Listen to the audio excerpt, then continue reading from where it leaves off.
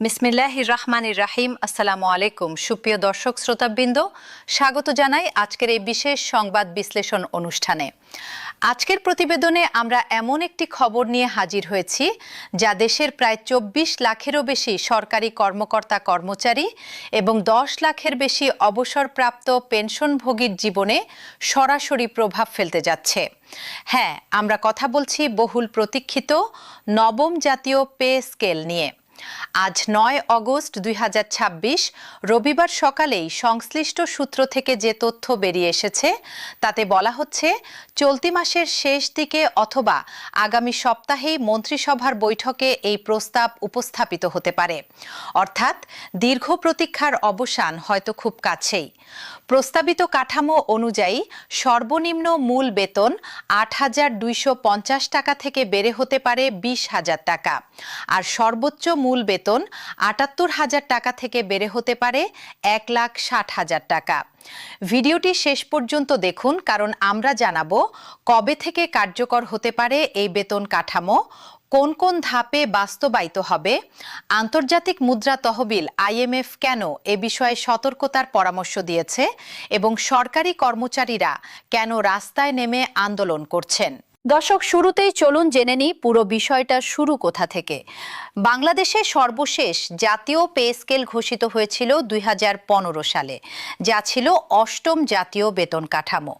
নিয়ম অনুযায়ী প্রতি ৫ বছর অন্তর নতুন বেতন কাঠামো ঘোষণা করার কথা থাকলেও করোনা মহামারী এবং বৈশ্বিক অর্থনৈতিক সংকটের কারণে তা দীর্ঘ ১১ বছর ধরে ঝুলে আছে। এই সময়ের মধ্যে সরকারি কর্মকর্তা কর্মচারীরা নিয়ম মাফিক বার্ষিক ইনক্রিমেন্ট পেয়েছেন ঠিকই, কিন্তু জীবনযাত্রার ব্যয় এবং মূল্যস্ফীতি যেভাবে বেড়েছে তার তুলনায় বেতন কাঠামো অনেকটাই পিছিয়ে পড়েছে। ফলে নতুন পে স্কেলের দাবি ক্রমশই জোরালো হতে থাকে। এই প্রেক্ষাপটে ২০২৫ সালের জুলাই মাসে সাবেক অর্থ সচিব জাকির আহমেদ খানের নেতৃত্বে গঠিত নবম জাতীয় বেতন কমিশন তাদের চূড়ান্ত প্রতিবেদন সরকারের কাছে জমা দেয়। প্রতিবেদনে সরকারি কর্মকর্তা কর্মচারীদের মূল বেতন উল্লেখযোগ্য হারে বাড়ানোর সুপারিশ করা হয়। যেমনটা আমরা শুরুতেই বলেছি, প্রস্তাবিত কাঠামোতে সর্বনিম্ন মূল বেতন ৮,২৫০ টাকা থেকে বাড়িয়ে ২০,০০০ টাকা এবং সর্বোচ্চ মূল বেতন ৭৮,০০০ টাকা থেকে বাড়িয়ে ১,৬০,০০০ টাকা করার সুপারিশ করা হয়েছে। এই হিসেবে প্রায় দ্বিগুণেরও বেশি বেতন বৃদ্ধির প্রস্তাব রয়েছে এই কমিশনের সুপারিশে, যা নিঃসন্দেহে একটি বড় ধরনের পরিবর্তন। তবে দর্শক, শুধু কমিশনের সুপারিশ জমা দিলেই তো আর বাস্তবায়ন হয়ে যায় না। সরকার পরিবর্তনের পর নতুন সরকার দায়িত্ব নেয়ার পরপরই গত ২১শে এপ্রিল পে স্কেলের বিভিন্ন সুপারিশ পর্যালোচনার জন্য একটি বিশেষ কমিটি গঠন করা হয়।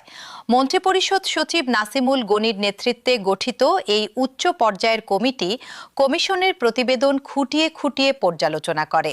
সচিবালয় সূত্রে জানা গেছে, দ্বাদশ সদস্যের একটি বিশেষ কমিটি এই সুপারিশগুলো যাচাই বাছাই করেছে, যেখানে অর্থনৈতিক সক্ষমতা, রাজস্ব আয়ের সম্ভাবনা এবং মূল্যস্ফীতির ওপর প্রভাব সবকিছুই বিবেচনায় নেওয়া হয়েছে।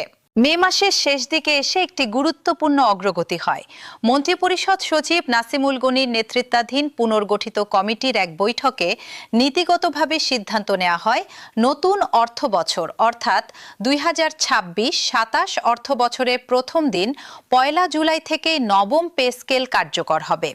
তবে বৈশ্বিক সংকট ও অভ্যন্তরীণ অর্থনৈতিক চাপ বিবেচনায় নিয়ে সিদ্ধান্ত হয়, পুরো বেতন কাঠামো একবারে নয়, বরং ৩টি ধাপে বাস্তবায়িত হবে।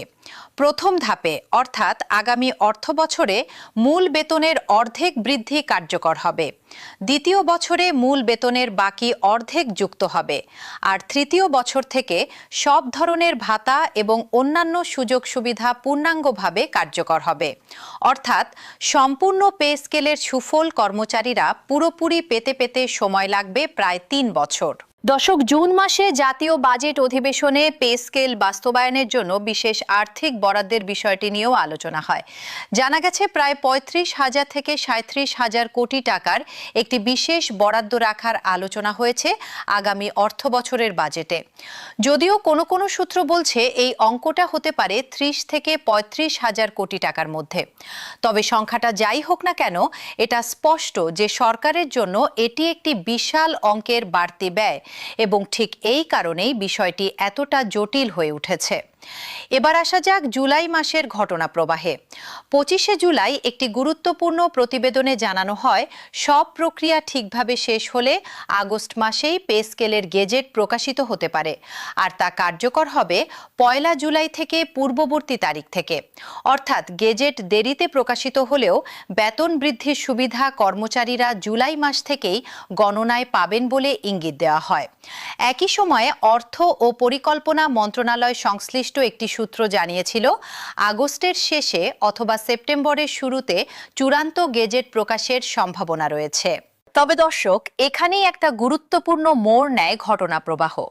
জুলাইয়ের শুরুর দিকে যেসব প্রতিবেদন প্রকাশিত হয়েছিল, সেখানে আশা করা হয়েছিল জুলাই মাসের মাঝামাঝি সময়ে গেজেট প্রকাশ হয়ে যাবে, কিন্তু বাস্তবে তা হয়নি।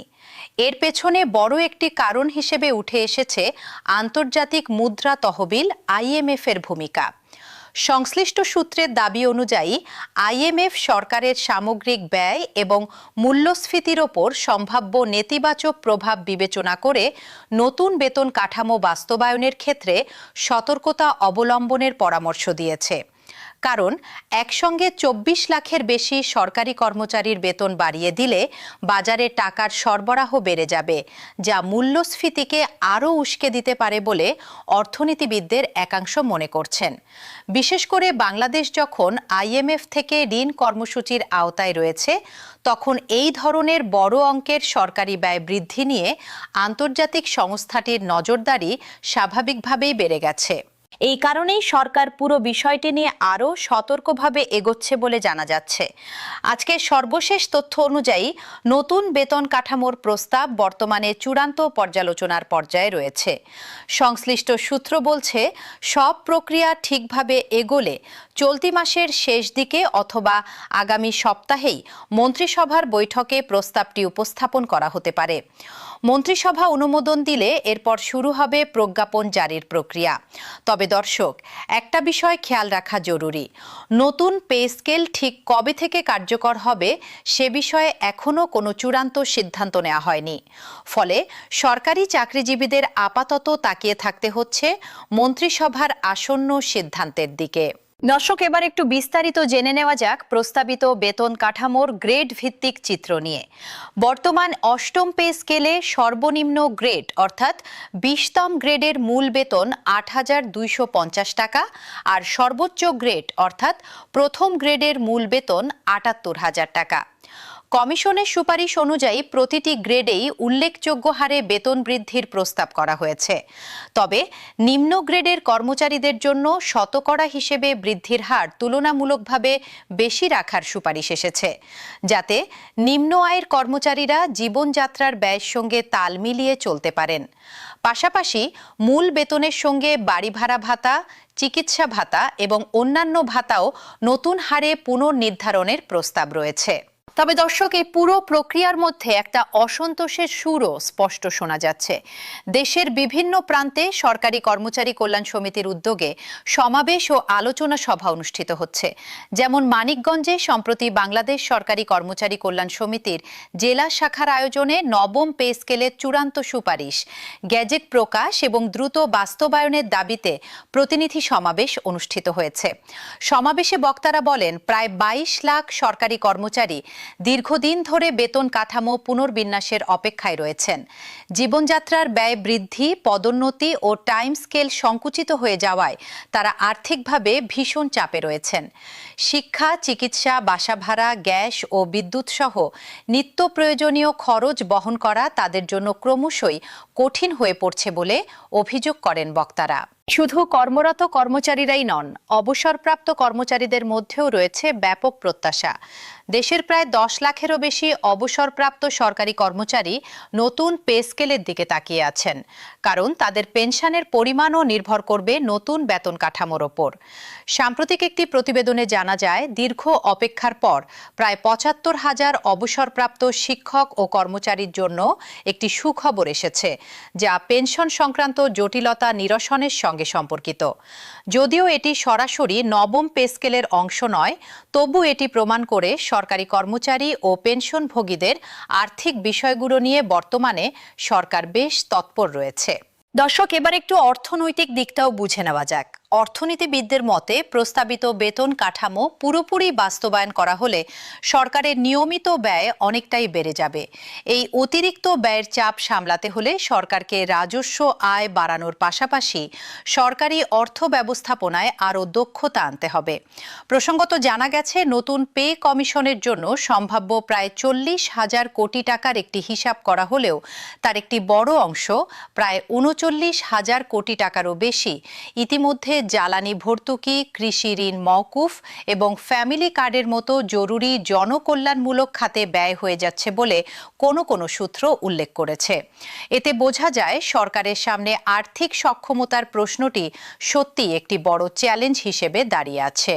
তারপরও দর্শক, সরকার পে স্কেল পুরোপুরি স্থগিত না করে নিজেদের আর্থিক সামর্থ্যের সঙ্গে সামঞ্জস্য রেখে বাস্তবায়নের পথ খুঁজছে বলে সংশ্লিষ্ট সূত্র জানাচ্ছে। এ কারণেই 3 ধাপে ক্রমান্বয়ে বাস্তবায়নের পরিকল্পনাটি বারবার আলোচনায় আসছে। প্রথম ধাপে মূল বেতনের অর্ধেক বৃদ্ধি, দ্বিতীয় ধাপে বাকি অর্ধেক এবং তৃতীয় ধাপে সব ভাতা ও সুযোগ সুবিধা কার্যকর হওয়ার এই পরিকল্পনা অনেকটাই একটি মধ্যপন্থার সমাধান হিসেবে বিবেচিত হচ্ছে, যেখানে একদিকে কর্মচারীদের দীর্ঘদিনের দাবি পূরণের চেষ্টা করা হচ্ছে, অন্যদিকে অর্থনীতির ওপর আকস্মিক চাপ এড়ানোরও চেষ্টা করা হচ্ছে। দর্শক, এই পুরো প্রক্রিয়ায় রাজনৈতিক অঙ্গনেও আলোচনা কম হচ্ছে না। বিভিন্ন রাজনৈতিক নেতা ও সংগঠনের পক্ষ থেকে সরকারি কর্মচারীদের বেতন ও গ্রেড বাড়ানো নিয়ে নতুন বার্তা আসছে। সামাজিক যোগাযোগ মাধ্যমেও এই বিষয়টি নিয়ে ব্যাপক আলোচনা সমালোচনা চলছে। অনেকেই মন্তব্য করছেন, সরকার যেন 2 ধাপে হলেও দ্রুত পে স্কেল কার্যকর করে, কারণ দীর্ঘদিন ধরে কষ্টে দিন কাটাচ্ছেন সরকারি কর্মচারীরা। আবার কেউ মনে করছেন, অর্থনীতির স্থিতিশীলতা বজায় রাখতে ধাপে ধাপে বাস্তবায়নই সবচেয়ে যুক্তিসঙ্গত পথ। এখন প্রশ্ন হলো, সামনের দিনগুলোতে ঠিক কী ঘটতে চলেছে?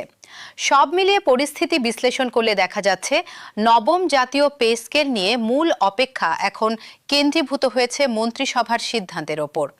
মন্ত্রিসভায় প্রস্তাবটি কবে উপস্থাপন করা হবে, কি সিদ্ধান্ত নেওয়া হবে এবং অনুমোদনের পর নতুন বেতন কাঠামো বাস্তবায়নের সুনির্দিষ্ট সময়সূচি কি হবে, এই 3টি বিষয়ের ওপরই নির্ভর করছে পুরো প্রক্রিয়ার ভবিষ্যৎ। সংশ্লিষ্ট সূত্র বলছে, মন্ত্রিসভা অনুমোদন দিলে এর পরের ধাপে শুরু হবে আনুষ্ঠানিক প্রজ্ঞাপন জারির প্রক্রিয়া, যেটি প্রকাশিত হলেই কার্যকর হবে নতুন বেতন কাঠামো।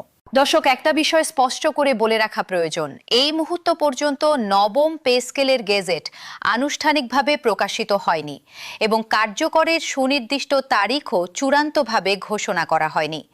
বিভিন্ন সময়ে বিভিন্ন সূত্র থেকে জুলাই, আগস্ট কিংবা সেপ্টেম্বরের কথা শোনা গেলেও প্রতিবারই শেষ মুহূর্তে এসে প্রক্রিয়াটি কিছুটা বিলম্বিত হয়েছে। তাই আমাদের পরামর্শ থাকবে, সরকারি কোনো দপ্তর বা মন্ত্রণালয়ের অফিসিয়াল প্রজ্ঞাপন প্রকাশিত না হওয়া পর্যন্ত গুজব বা অসমর্থিত তথ্যে বিভ্রান্ত না হওয়াই ভালো। তবে ইতিবাচক দিক থেকে দেখলে প্রক্রিয়াটি এখন এগিয়ে চলেছে এবং কমিশন গঠন, প্রতিবেদন জমা, পর্যালোচনা কমিটি গঠন, বাজেটে অর্থ বরাদ্দের আলোচনা, এই প্রতিটি ধাপ পার হয়ে বিষয়টি এখন মন্ত্রিসভার টেবিলের একেবারে কাছাকাছি পৌঁছে গেছে। ফলে সরকারি কর্মচারী ও পেনশনভোগীদের মধ্যে আশাবাদ ক্রমশই বাড়ছে যে দীর্ঘ প্রতীক্ষার এই অধ্যায়ের সমাপ্তি হয়তো খুব দূরে নয়। দর্শক, নবম জাতীয় পে স্কেল নিয়ে সবশেষ এই তথ্যগুলো আমরা সংশ্লিষ্ট সূত্র ও সংবাদ মাধ্যমে প্রকাশিত প্রতিবেদনের ভিত্তিতে আপনাদের সামনে তুলে ধরলাম। মন্ত্রিসভায় চূড়ান্ত সিদ্ধান্ত হওয়ার পর এবং প্রজ্ঞাপন প্রকাশিত হলেই আমরা আপনাদের বিস্তারিত তথ্য নিয়ে আবার হাজির হব। তাই আমাদের চ্যানেলটি সাবস্ক্রাইব করে রাখুন এবং নোটিফিকেশন বেল আইকনটি অন করে দিন, যাতে নবম পে স্কেলের যে কোনো নতুন আপডেট সবার আগে আপনার কাছে পৌঁছে যায়। আপনার মতামত অবশ্যই কমেন্ট বক্সে জানাবেন। আপনি কি মনে করেন সরকারের উচিত এখনই পে স্কেল কার্যকর করা, নাকি অর্থনৈতিক পরিস্থিতি বিবেচনায় আরও কিছুদিন অপেক্ষা করা? আজকের প্রতিবেদন এ পর্যন্তই। দেখার জন্য ধন্যবাদ। ভালো থাকুন, সুস্থ থাকুন।